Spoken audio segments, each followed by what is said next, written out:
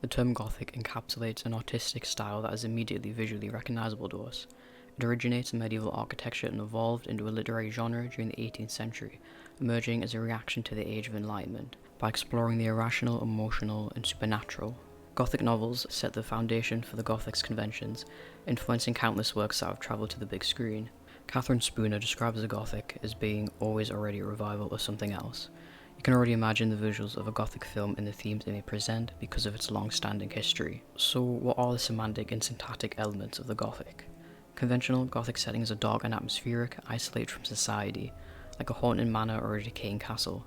Fred Botting says that these locations manifest disturbance and ambivalence, the creepy atmosphere hiding secrets and horrors.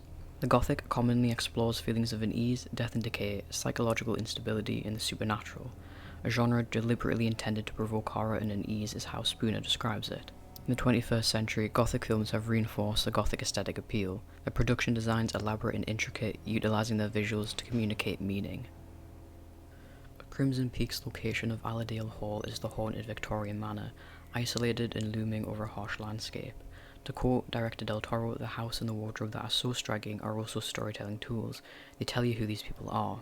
The red clay that bubbles up through the floor and walls is visually striking and symbolizes the film's themes of decay, foreshadowing what awaits Edith. The main staircase is a focal point of the house, with the wood staircase and its ornate detailing.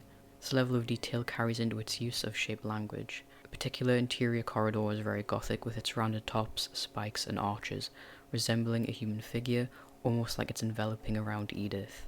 Roger Luckhurst talks about the corridor as being this transitional space of fear, as a constrictive space can contain a threat. Since his first appearance in newspaper horror stories in the mid-19th century, it travelled to Gothic literature and today is now important in the visual economy of the horror film. Similar to Crimson Peak, Del Toro's more recent adaptation of Frankenstein uses its locations to reflect Gothic themes. The laboratory tower appears as this impossibly tall monument that's a testament to Victor's pursuit of scientific discovery. Its design is extravagant. The large open space and oversized battery towers emphasize this conquering act of him creating the creature, presenting sublimity. This concept of the sublime is rooted in Gothic literature and characterized by feelings of awe or terror. A particular feeling of the sublime may be an appreciation of nature and its vastness. Fred Botting discusses sublimity having presented an excess that cannot be processed by a rational mind, and produced a frisson of delight and horror, tranquility and terror. This idea of the Gothic being an excess is evident in Frankenstein's grand locations. The Arctic setting and its custom-built ship are cold and harsh, symbolic of Victor's transgressions and the creature's isolation. While Del Toro presents his Gothic rooted in fantasy and rich in colour, Robert Eggers' Nosferatu is more grounded in reality, with period-accurate set designs, its sense of authenticity intensifying the terror. Eggers is known for his attention to detail when crafting his historical horrors while maintaining a Gothic aesthetic. In Nosferatu, Orlok's castle is a towering testament to isolation, decay, and the passage of time. The film uses 3 historical castles located in the Czech Republic and Romania to make up the visuals of Orlok's home, with some interiors being custom built. It's designed to feel as ancient as Orlok, reflecting his detachment from humanity. Everything about his space reflects his alienation from life. The crumbling walls and sparse rooms show the vampire's soul, cold and isolated.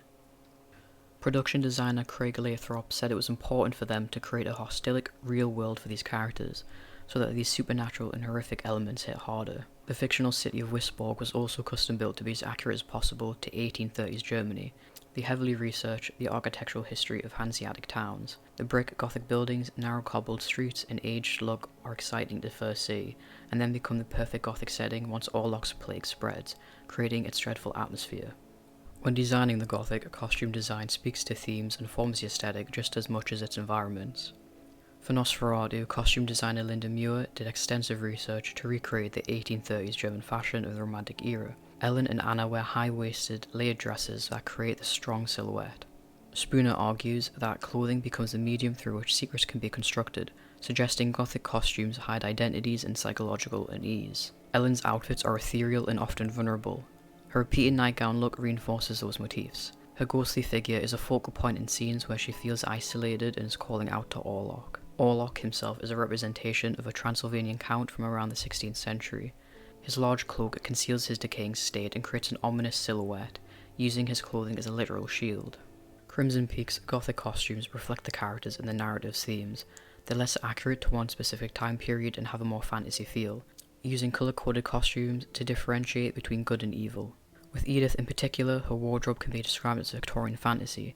It's very delicate with whites and yellows, representative of her youth and innocence. Costume designer Kate Hawley commented on the use of nature motifs in Edith's dresses, that they enhance the symbolism of this luscious living thing in contrast to the barrenness of Allerdale. In this particular scene, Edith notices the butterflies are being eaten by ants. Lucille comments that at her home, they only have black moths which eat butterflies. We see their dresses resemble each insect. Edith's dress resembles a butterfly, and Lucille's black gown is the moth. Lucille's comment foreshadows the danger that awaits Edith at Allerdale Hall. Like Crimson Peak, returning costume designer Kate Hawley took a more fantasy gothic approach to Frankenstein's costumes, reserving certain colours for characters. Sequences of Victor's childhood are coded with white, black and red. Red in particular is worn by Victor and his mother, representing a string of fate that Victor later wears on his gloves. Elizabeth's costumes are romantic and sublime, with their recurring botanical and insect motifs that deliberately show her love of nature. Hawley describes her shifting like a metamorphosis, where her colours reflect each of the other characters. She becomes this amalgamation of memories that remind Victor of his mother.